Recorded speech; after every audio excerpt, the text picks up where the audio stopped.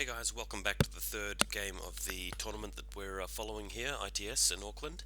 Up against Jason, also known as Admiral on the Infinity Forums.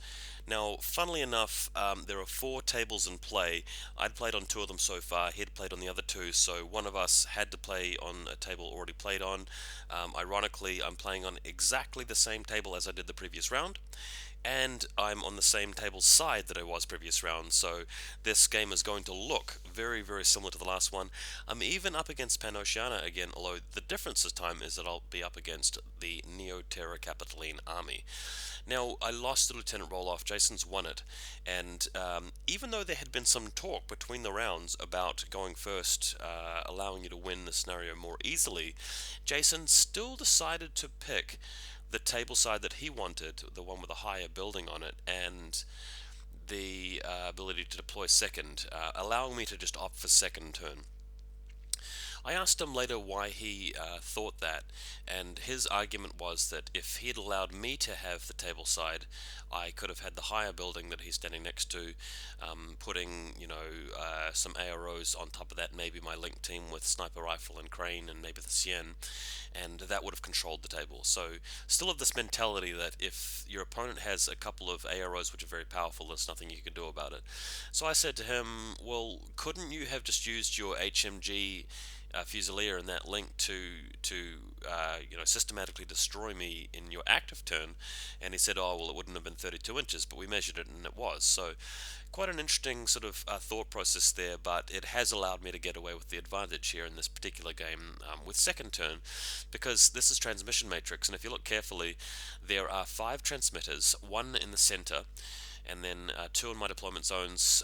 One is the directly underneath that helijet aircraft, the other one on the building to the right, and his ones are in the other two white buildings respectively.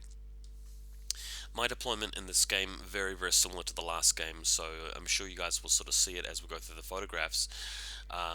Crane in the building yet again next to the U-bot. We've got Jason deploying here with his Locust boarding shotgun and drop bears on top of the building. He's got his Diva hanging out there behind that little tank, and an engineer inside the building over there, and a HVT to the bottom left. You can also see his Diva inside this building with a doctor behind it, and the link team is in that larger, taller building to the top left of this particular photo. I've put down the Cien warrior in a different location this time. He's prone behind a wall. I really don't want to lose him. The Cien warrior is designed for this mission. I've taken the tin bot and everything. So the plan is to lay down smoke in front of the central transmitter, walk over there with the Cien warrior. Martial arts level 1 grants him stealth, therefore he can't be hacked while he's walking through the transmission zones. And with this reliable network of Guangxi around him, it's very hard for my opponent to assassinate him straight away in the first turn. Stifling a bit of a sneeze there, excuse me. Okay, so he's also got another Locust here inside the building. It's a different kind of Locust. This is the Hacker, I believe, with a combi rifle, so we're just hanging out there. And my HVT on the right hand side. So very first turn, my opponent is using orders from his group 2 to move his helper bot out here, the PAL bot, towards the HVT, because he's got the classified he wants to achieve. Bear in mind, guys, classifieds are very important in this mission. You have 2 of them and they're both worth 2 points each, so if, for example, you reach a situation where you're winning, but you've only managed to score a transmission objective win in one of the game rounds, not all of them, your opponent can actually overtake you with just classifieds if you haven't completed any classifieds. So he moves out here to go for the HVT, gets shot at by Guangxi. One of them's on a link, one of them's not, and they all miss, and he fails his willpower check like 3 times in a row, doesn't even manage to score on the objective, which was hilarious. Very bad luck, very unlucky player sometimes, this Jason. Okay, so now moving out with a camo token, and it's a Hexa, quite obviously, moving towards the central objective, just to bulk it up with defensive troops. So there it is there, right next to the central transmitter, entrenched here in the corner. Then we have our friend the Diva moving to the wall, going into suppression fire, just covering off this side of the other table. I think he wants to prevent a situation where my Guangxi are moving all the way up and actually going to attack one of his transmitters on his side. And now we have the Locust moving out. Now my guys are prone, so they can't see him. And what he does is he throws a drop bear on top of the platform. You can see at the very bottom left of this image, right next to the boarding shotgun Celestial Guard, so that if I activate the drop bear will explode. So really interesting stuff. Next up, he goes prone right behind this little billboard sign here, and you can see he's rolled a 15, which allows him to throw the drop bear perfectly into place. He tries for another one but misses the second roll, so just the one drop bear initially. So my turn, moving out with the Guangxi, actually hitting the friend, the Pelbot, who passes an armor save and ducks into cover. And then we have our friend, the Link Team Celestial Guard with Guangxi, firing a very long-range smoke grenade template next to the transmission matrix area. That's going to come in handy once we move out. And Guangxi again moving in to try and actually take out the Pelbot, but gets shot at by suppression fire from the Locust in the center of the table. Note the new red veil Yuching dice at the top left. I've got 6 of them. Alright, so carrying on. You can't really see everything that's happening in this image, but I want you to pay attention to the Crane Warrior at the bottom of the photograph. He's in a Link team of 5, and he's up against the enemy's Fusilier Link with HMG with 2 burst. So it's my 5 dice against his 2. He's hitting on 15s, I'm hitting on, I think, 13s. So quite easily to paste him there. Luckily managing to get 2 wounds through, otherwise he could have used his Doctor to revive his HMG, which would not have been ideal. So that's that arrow cleared up. Now it comes time. So the Hessian Warrior moves forward, and because he ignores smoke and ODD, gets to fire off at this Locust who is in the building. If you look very closely, there's a marker inside the window of the building at the very top left of the photo. That's his position. Now I'd forgotten something here. Although the transmission matrices have a 4-inch radius for scoring, that's still counted as repeaters, which gives them a very misleading, well not misleading, very tricksy 8-inch radius for the purposes of hacking. So, although the short skill moves don't trigger any arrows for hacking, the Hessian Warrior, when he shoots, does trigger an arrow. So that means he gets hacked by a Diva hacker, a Fusilier hacker, and I think there's also a Hexer somewhere, or a Locust hacking me as well. No, sorry, it was just the Diva and the regular hacker, because the other hacker is the one being shot at by the multi-rifle. Now, this is where the 10 bot really comes in handy. My opponent is -6 willpower, so he actually failed both rolls, but even had he managed to get me with a hacking attack, I'm BTS 6, so I've got a good chance of passing the save. And even if I do get immobilized, I can spend the very next order resetting, which means that I'm basically willpower 14 against his rolls -6 with the BTS again, so the Hessian is very resilient to hacking. Luckily, though, he failed both hacking rolls, and the multi-rifle does destroy the Locust from this position. So good stuff, Hessian Warrior. Now moves into position, nice and carefully, going prone. He's got his tin bot following along with him, and he's within 4 inches of this transmitter here. So, given that the Locust inside the building's been wiped out, he's only got a Hexer next to the objective. I predicted it was a Hexer and not a Swiss Guard, of course. And that allows me to have more points than he does on this particular transmitter at the end of game round 1, and of course Guangxi back at home securing my one, so that's 2 points on the scoreboard. His turn, moves on with a Garuda, and this Garuda is in a good location to avoid my arrows, and now moves forward in the next image here to start shooting at the Hessian Warrior. So the Hessian Warrior decides to try and dodge, blocks a few of the attacks, but manages to take a wound after that. So we're failing guts and pushing back inside the building. Next photo shows you how far around he's managed to get. So the Garuda's continuously, relentlessly shooting at him with the Spitfire, but with armor 4 plus cover, you're getting +7 to your saving throws, so managing to pass the second armor save and getting into cover here. and that's a total cover after this. The next image will show you the wound marker is actually the location of the model, because it's so difficult with his gun and his sword facing different directions. We couldn't actually maneuver the model into place, so we're just counting that wound marker as the location of the Cien warrior, and this the model itself is indicating the facing.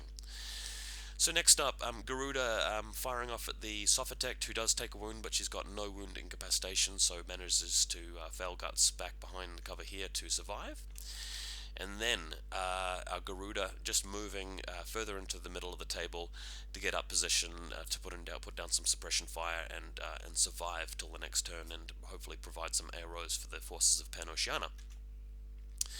And of course, our lucky Pelbot makes another attempt at going for the HVT, fails the roll, but retries it, and after about 5 failed attempts with the willpower check, manages to get one through and scores 2 points for the classified.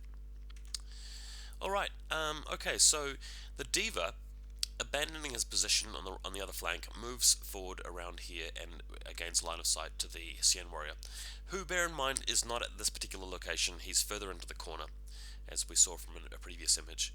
So the reaction here is to fire the nanopulsar, which in doing so actually clips the TO camo marker. So not only am I going to be able to hit the Diva with the nanopulsar, but also the Hexa in marker form as well. The Diva just shoots at me with all 4 shots from the Spitfire, which does finally kill the Cien warrior, but the Hexa, who had been in hiding here, gets killed by the nanopulsar. The Diva himself manages to survive the nanopulsar. So all in all, a trade that I was extremely happy with, because again, it's going to be my reactive turn, my active turn after this for game round 2, allowing me to move something into the middle of the table to secure again the scenario points. Alright, so having done that, curiously, the Diva abandons his position and moves back to where he was previously and sets up suppression fire again, just really paranoid about this side of the table. We've played games in the past where this particular player has suffered at the hands of Quang Shi, so I think he was a little bit scared that I might try and send Quang Shi just racing along that flank, although I had no intentions of doing that because I wanted to keep the Quang Shi safe back in my deployment zone to continually collect points from that transmission matrix and defend that area of the table against his attacks. So there you go. Alright, so the Crane now moving out with the support of the Link team, having a go at killing the Garuda and easily destroying the Garuda with Burst 5 against Burst 3 suppression fire. And then Crane moving through to this position here where he's able to, again, because he's got martial arts, ignore all of the hacking on the table, and this is going to allow me to stitch up the points from game round 2. The Garuda has been destroyed, but the Sophatect now moves out, and because one of my classifieds is Extreme Prejudice, the Sophatect commits a, what do you call those things? Coup de grace on the Garuda, picking up a couple of points, shooting a combi rifle at the Palbot as she does so, and then walks over to this red crate to lay some demolition charges for a sabotage. Now, rules question, guys. Apparently it takes 1 short skill to place a decharge. Apparently you have to use another one to detonate it, but I ran out of orders. And then in the following turn, once he moves out with his Diva again, the Sophatect, apparently, this might not be true, can detonate a decharge with an ARO. So although the Diva moves out and shoots me, the ARO sets off the decharge, giving me the classified. So it gives me 4 points total from classifieds. Not sure if that actual rules interpretation is correct though. I didn't even bother looking it up, so if you find any issue with that, guys, just post in the comments. Okay, so this doesn't happen for a while though. The Ninja, who was in hidden deployment immediately behind where the Crane was, moves out and eventually moves back in behind the Diva and surprise attacks him. So the first attack's a crit, and the double action weapon causes him to pass another armor save, which he does pass it. And then I keep attacking him, and unfortunately run out of orders here, and he passes all of his armor saves. So the Diva is in fact not destroyed by this ninja attack, which was rather surprising. So what that allows him to do is respond with some hacking, because I'm a killer hacker and I'm in combat and I can't reset or attack back. So that kills the Ninja. The Diva now moves around to have a firefight with the Crane and the Celestial Guard team with the multi-rifle who stood up from this position. The Diva is unfortunately destroyed by an arrow, unluckily for my opponent. He does take out the Sophitic though. And finally, you've got a position where the Crane is just standing in the middle of the table. My opponent's trying to shoot at him with the Fusiliers in the building, but rolls brilliantly and actually kills them all. Every time they try and stand up, his Spitfire guns them down. So his last resort is to move an Engineer close enough to the middle of the table to get there. After about 3 attempts, the Fusiliers finally do manage to take out the Crane, actually, now that I recall it. So the Engineer moves in there and sets up some British fire. But in my final turn, I'm moving out with the Link team of Guangxi, and they have more than enough points to contest the central transmitter, but of course sending a couple of chain rifle shots from the Link into the Engineer to wipe him out as well. So it was a 10-2 victory, and you can sort of see how powerful second turn is here, but it was a combination of 3 things. My opponent made the mistake of not going for first turn after winning the lieutenant role. I feel that was a mistake. Number 2, his lists didn't really counter my lists because I played a sort of a bit more of a denial style with the hacking. He invested a lot of points into hackers and they weren't very beneficial for him, so in terms of list matchup I had an advantage. And thirdly, he had some really terrible dice rolls this game. I don't believe better dice rolls would have made up for it. I think that I still would have won had the dice rolls been a bit more average for him, but there were definitely some annoying situations for him, and the game could have been a lot closer on points had the dice gone a bit better. So it was a victory to me, 3 wins, first place. I hope you guys enjoyed the bat reps, and check out my post on the Infinity Forums.